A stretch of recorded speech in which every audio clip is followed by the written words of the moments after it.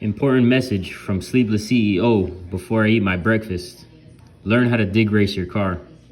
Enjoy the video.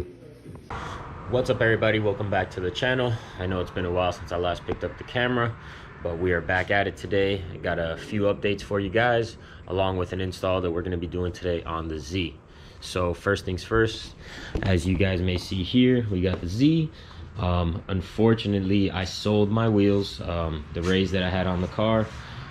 It was a bittersweet moment. I really love those wheels, but I got good money for them, and I am going to be using that money for a future investment that you guys may see in upcoming videos. But furthermore, we got rid of them. I then went and put my 15s back on in the rear. I swapped out the slick that I had because it was kind of trash, and honestly I'm probably just going to get new slicks before I hit the track. But I put the radials back on, so at least that way I kind of have something for the street just to have fun.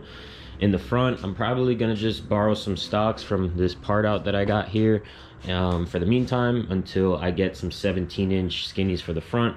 Probably put like a street tire on it just so that way I can still drive it on the street, because a lot of those bias plies tires aren't necessarily meant for the street, so I wouldn't want to buy those, ruin them on the street, and then, you know, just pretty much waste money.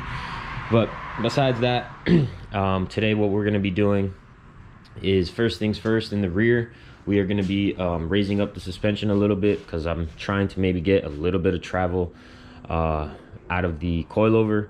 So see if I could raise it up a little bit, if that helps with launching the car 60 foots, etc, etc. Now moving on to the other part of the install, I'm going to show you guys what I got here. All right guys, so what I have here today, as many of you may recognize what these are the Z1 Motorsports subframe collars for 350Z and G35s. It's pretty cheap, pretty inexpensive, and what they do is they essentially fill in the stock bushing to give them a more rigid, I guess, bushing, if you want to call it that. So these slip in between the stock bushing that's there, and it pretty much makes them a lot more solid than my stock 2003 subframe bushings. So obviously changing out the subframe bushings would be the most ideal thing to do. However, I don't have a lift, I'm working on stands, I'm not trying to drop my whole subframe to take it out and do all that kind of stuff. So these were probably about $100. So for the $100, they're easy to install, and they should provide an effective result for what I'm trying to accomplish here, you know, launching the car 60 foots, stuff like that. Obviously in the future, my plan to do the subframe, if I'm not in a shop with a lift, would be to purchase a subframe separately, do all the bushings, all that kind of stuff outside of the car while this is still, you know, intact, and then go ahead and swap them on a lift or whatever it may be. But that's just future plans. For now, like I said, this is only $100, easy to install, and it should be pretty effective. So first things first that we have to do, just to make my life easier, I'm going to take off the wheels. The way they say to do it is the subframe has 4 mounting points. They say to loosen at least 3 of the mounting points. Go ahead and slide those in, put that back up together loosely, drop that last mounting point, put the bushing, the subframe collar in, and then go ahead and tighten everything up. This is going to be my first time ever doing this. From what I've heard, it's not that hard, it's pretty simple. I do have 2 jacks over here. Thank you, Miguel, for letting me borrow that. So I'm going to go ahead and set up both jacks so at least the subframe is supported as I'm going ahead and loosening these mounting points, because last thing I want is that damn subframe to fall or hit me or whatever it may be. So I'm going to go ahead and get that set up, take the wheels off, and then we can start the process of installing these. Troy Savage.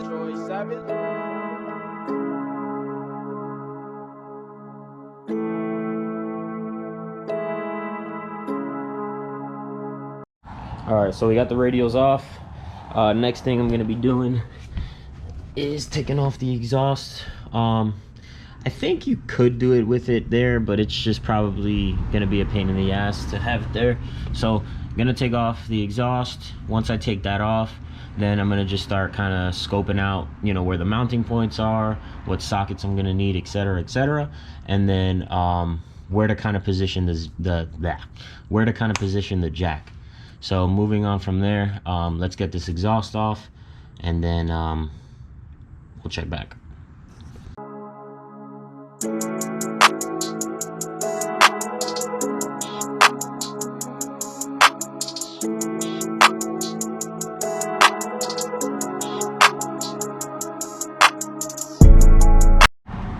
All right, guys, so now that we're under the car, I'm gonna start in the rear giggity. So first things first is, you see this bracket. So this bracket goes all the way across. So I'm gonna loosen the mounting points there, there, there, and there. This should then drop down. I'm gonna take this off, probably give it a little coat of paint because it's been under here since 2003. And then we'll go ahead and be able to kind of lower the subframe here, lower the subframe there, and then I'm gonna also start in that corner up there and just get it down. So in the corners, as you'll see right here, this is exactly where the mounting point is, and then it has this bracket that bolts over here as well. So I'm gonna take off the bracket, take off the mounting point, and then it just allows it to kind of droop down, and I should be able to get in there. It's kind of hard to see, but it should be pretty simple to do. It sucks doing it on the floor, but it is what it is. We got to get this done, so let's get it. All right, guys, so I got the rear portion off, and I got both front brackets off here, just hitting them with some degreaser, clean them up a little bit. But for right now, technically the subframe is loose, so I'm just gonna sneak in there and try to get everything where it needs to be. For the first part, I'm gonna start in that right corner over there, and then I'm gonna move over to this left corner and kind of get everything all bolted up. It's a little nerve-wracking doing it on the floor with two jacks like this, but should be all right. We should be able to get it done.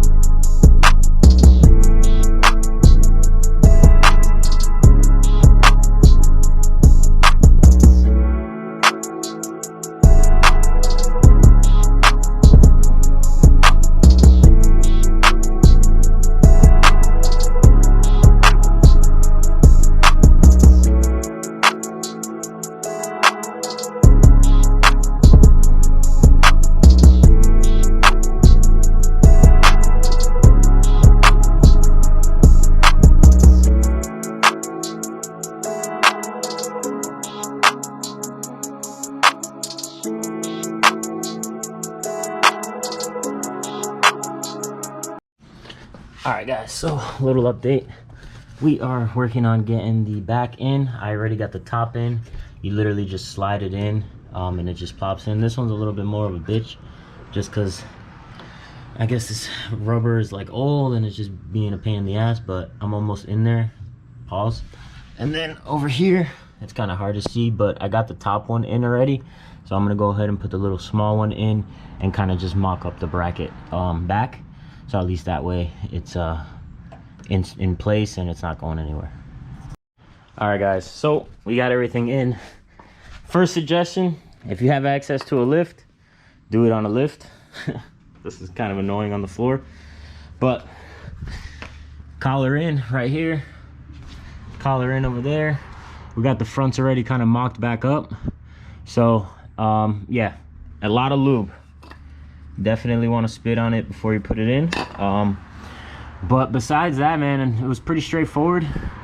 Pretty I don't want to say easy, I just want to say it was straightforward. Like, it wasn't any surprises or anything like that. Obviously having this on a lift would make life 10 times easier, but 2 jacks and some wiggling and hammering, and you can kind of figure it out. So I'm gonna button everything back up, and then we're gonna move on to raising the car.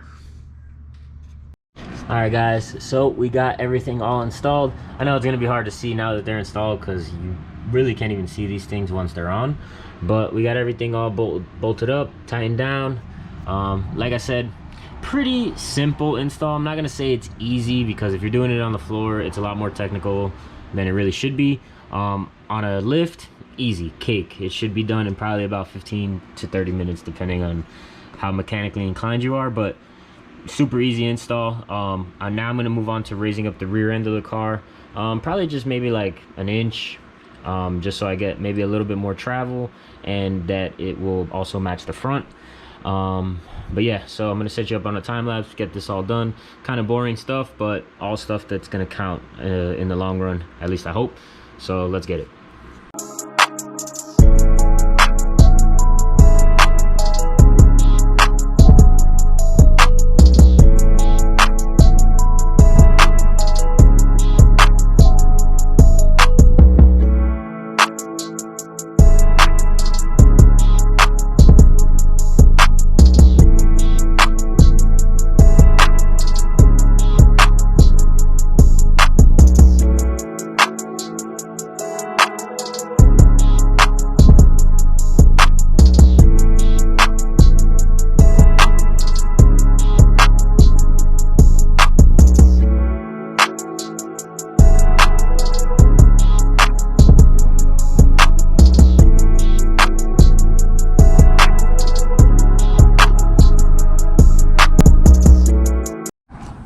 Alright guys, so as you can see, we got the wheels back on. I put the exhaust back on.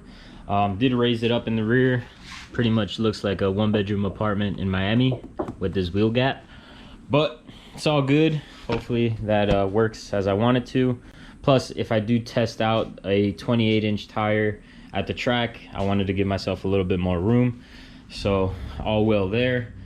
Just waiting on a couple more things. Hopefully get some 17-inch skinnies for the front, so I can kind of like finally have the drag pack that I want, because the 18s that I had in the front with a 28-inch tire, they're just too big.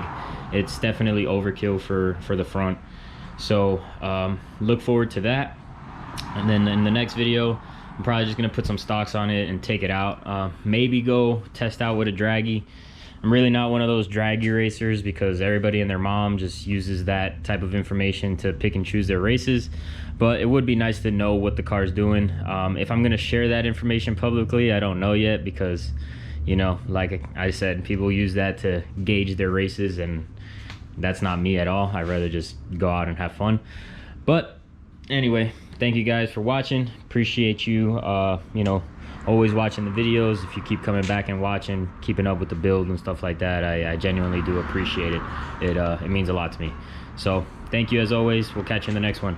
Peace.